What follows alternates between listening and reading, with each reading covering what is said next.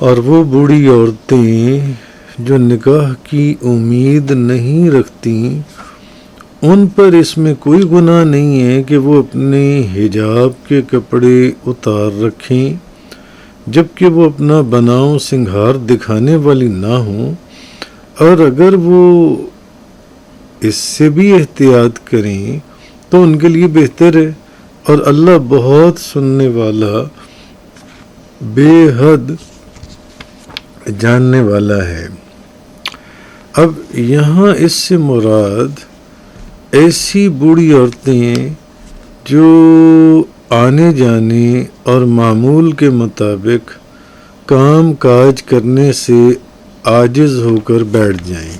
اچھا، فقہا کی ایک جماعت نے یہ کہا کہ وہ جو بوڑھی عورتیں ہیں جو نکاح سے مایوس ہو چکی ہیں، اگر ان کے سر کے بال کھلے ہوں تو کوئی حرج نہیں ہے، تو اس بنا پر اگر وہ اپنا دوپٹہ اتار کر رکھنا چاہیں تو رکھ سکتی ہیں کہ وہ گھر میں قمیص پہنے اور دوپٹہ اوڑھے، اور اوپر جو اوڑھنے والی چادر ہے، جو اوپر اوڑھنے والی چادر ہے وہ اس کو اتار سکتی ہے، وہ جو عورت ہے۔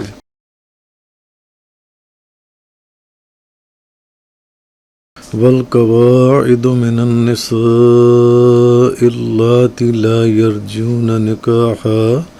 فَلَيْسَ عَلَيْهِنَّ جُنَاحٌ أَن يَضَعْنَ ثِيَابَهُنَّ غَيْرَ مُتَبَرِّجَاتٍ بِزِينَةٍ وَأَن يَسْتَعْفِفْنَ خَيْرٌ لَّهُنَّ وَاللَّهُ سَمِيعٌ عَلِيمٌ۔ اور وہ بوڑھی عورتیں جو نکاح کی امید نہیں رکھتی ان پر اس میں کوئی گناہ نہیں ہے کہ وہ اپنے حجاب کے کپڑے اتار رکھیں جبکہ وہ اپنا بناؤ سنگھار دکھانے والی نہ ہوں، اور اگر وہ اس سے بھی احتیاط کریں تو ان کے لیے بہتر ہے، اور اللہ بہت سننے والا بے حد جاننے والا ہے۔ اب یہاں اس سے مراد ایسی بوڑھی عورتیں جو آنے جانے اور معمول کے مطابق کام کاج کرنے سے عاجز ہو کر بیٹھ جائیں، یعنی جو آنے جانے کے قابل نہ رہیں، کام کاج کرنے کے قابل نہ رہیں، ان کا حیض آنا بند ہو جائے، مفسرین نے لکھا یا جن سے بچے پیدا نہ ہو سکیں، ان بوڑھی عورتوں کا اب ذکر ہو رہا ہے۔ اکثر علماء نے یہ کہا، اور یہ کہ ایسی عورتیں یا جن کو تم دیکھو تو ان کے بڑھاپے کی وجہ سے تمہیں ان سے گھن آئے، تو فرمایا کہ فَلَيْسَ عَلَيْهِنَّ جُنَاحٌ أَن يَضَعْنَ ثِيَابَهُنَّ، تو ان پر اس میں کوئی گناہ نہیں ہے کہ وہ اپنے حجاب کے کپڑے اتار کر رکھیں، حجاب کے کپڑے۔ اچھا، فقہا کی ایک جماعت نے یہ کہا کہ وہ جو بوڑھی عورتیں ہیں جو نکاح سے مایوس ہو چکی ہیں، اگر ان کے سر کے بال کھلے ہوں تو کوئی حرج نہیں ہے، تو اس بنا پر اگر وہ اپنا دوپٹہ اتار کر رکھنا چاہیں تو رکھ سکتی ہیں، مگر بہتر یہ ہے کہ اصل چیز یہ کہ ستر اور حجاب میں فرق ہے، اور عورت کا پورا جسم سوائے چہرے، ہاتھوں اور پیروں کے واجب الستر ہے، اور اس کے سر کے بالوں کا بھی ستر واجب ہے، اور چہرے اور ہاتھوں اور پیروں کو چادر سے ڈھانپنا یہ حجاب ہے۔ اچھا، اس لیے بوڑھی عورت کے لیے چادر کو اتارنا اور چہرے، ہاتھوں اور پیروں کو کھولنا جائز ہے، جو ان سے بوڑھی عورت کے لیے کہ وہ چادر کو اتار کے رکھ سکتی ہے، اور چہرے، ہاتھوں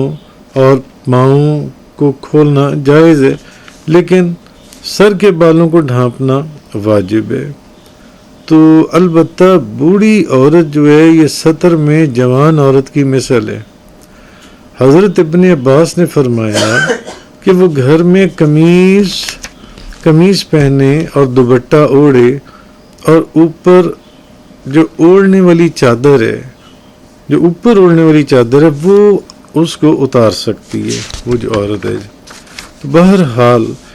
کرکس اس کا یہ ہے کہ اس آیت میں بوڑھی عورتوں کے بارے میں یہ فرمایا گیا ہے کہ ایسی بوڑھی عورتیں جن کی عمر زیادہ ہو چکی ہے اور ان سے اولاد پیدا ہونے کی امید نہیں رہی اور عمر زیادہ ہونے کی وجہ سے انہیں نکاح کی کوئی خواہش نہ ہو، تو ان پر کچھ گناہ نہیں ہے کہ وہ اپنے اوپر کے کپڑے یعنی جو اضافی چادر وغیرہ ہے وہ اتار کر رکھ دیں۔ تو جبکہ وہ اپنی زینت کی جگہوں مثلا بال، سینہ اور پنڈلی وغیرہ کو ظاہر نہ کر رہی ہوں، تو ان بوڑھی عورتوں کا اس سے بھی بچنا اور اضافی چادر وغیرہ پہنے رہنا ان کے لیے سب سے بہتر ہے، اور اللہ تعالیٰ جو ان سے یہ سننے والا اور جاننے والا ہے۔ تو مفسرین نے، علماء نے فرمایا کہ یہ اصل میں یہ حکم ایسی بوڑھی عورتوں کے لیے جن بوڑھی عورتوں کو دیکھنے سے مردوں کو شہوت نہ آئے،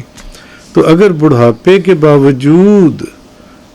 اس عورت کا حسن اور جمال ایسا ہے کہ اس کو دیکھنے سے شہوت آئے تو وہ اس آیت کے حکم میں داخل نہیں ہے۔